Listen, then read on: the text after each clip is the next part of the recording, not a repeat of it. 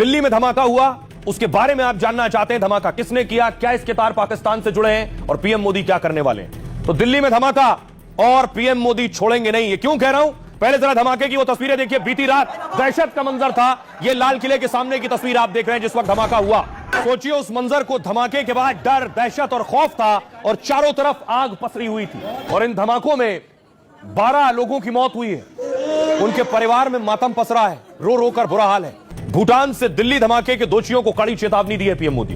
कहा, मैं देश के लोगों को भरोसा दिलाता हूं कि जांच एजेंसियां इस धमाके की साजिश और इसकी वजह में तह तक जाएंगी और जो जिम्मेदार है उन्हें किसी कीमत पर बख्शा नहीं जाएगा।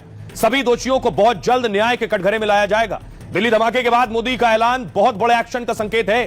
पहलगाम हमले के बाद भी आपको याद होगा बिहार से मोदी ने ऐसी चेतावनी दी थी। इसके बाद दुनिया ने पाक में आतंकी ठिकानों को तबाह होते देखा है। भारत ने पाकिस्तान में घुसकर 100 से ज्यादा आतंकी और उनके कैंप खत्म किए। ऑपरेशन सिंदूर में पाक के कई रक्षा ठिकानों को भी तहस नहस कर दिया। तबाही से बचने के लिए पाक गिड़गिड़ाया और हमले रोकने की मांग की। तो मोदी सरकार ने साफ कर दिया कि ऑपरेशन सिंदूर सिर्फ स्थगित हुआ है। बहुत दिन से न सिर्फ पीएम मोदी बल्कि सारे आर्मी चीफ्स ये कह रहे हैं कि ऑपरेशन सिंदूर स्थगित हुआ है, खत्म नहीं हुआ है। भारतीय सेना का बड़ा ऑपरेशन सिंदूर खत्म नहीं हुआ, रुका है सिर्फ। पाकिस्तान या उसके पाले पोसे आतंकियों ने अगर फिर हिमाकत की तो ऑपरेशन सिंदूर और पाकिस्तान पर कहर फिर शुरू होगा। गृहमंत्री अमित शाह ने कहा, अधिकारियों और सुरक्षा एजेंसियों के साथ वो लगातार बैठक कर रहे हैं। गृहमंत्री ने एजेंसियों को कड़ी जांच और एक्शन के निर्देश दिए।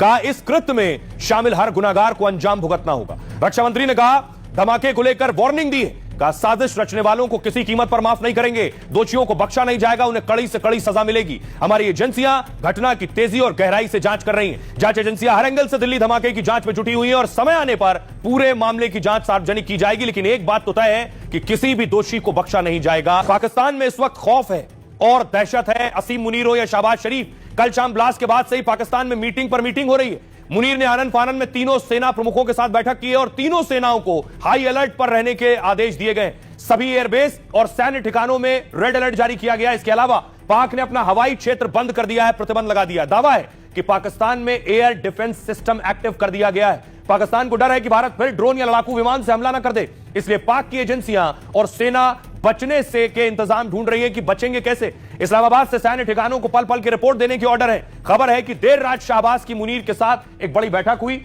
इसके अलावा शहबाज शरीफ ने एनएसए, डीजीआईएसआई से भी मीटिंग की है। खतरे की चेतावनी जारी कर अधिकारियों की छुट्टी रद्द कर दी गई है। खबर यह भी है कि पाक ने राजस्थान सीमा पर हवाई पेट्रोलिंग बढ़ा दी है क्योंकि बाड़मेर बॉर्डर के उस पार पाक के विमान लगातार गश्त कर रहे हैं। इस वक्त ये तस्वीरें देख रहे हैं, वायरल वीडियो है।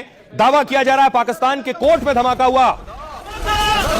दरवाजे की तरफ किसी को उठाओ। जी चले आए, ये फाइल देख लो। जी सर अभी लाता हूँ। दरवाजे की तरफ किसी को उठाओ। ले आए, ये फाइल देख लो। जी सर अभी लाता हूँ।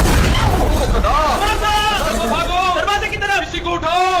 जी चले आए, ये फाइल। अब देखिए जरा, सिर्फ ये तस्वीर नहीं, बाहर की तस्वीर मैं आपको दिखाऊं। कोर्ट के बाहर धमाका हुआ, कई गाड़ियों में आग लगी और ये फिदाइन अटैक बताया जा रहा है, आत्मघाती धमाका। वैसा ही अटैक जैसे दिल्ली में हुआ।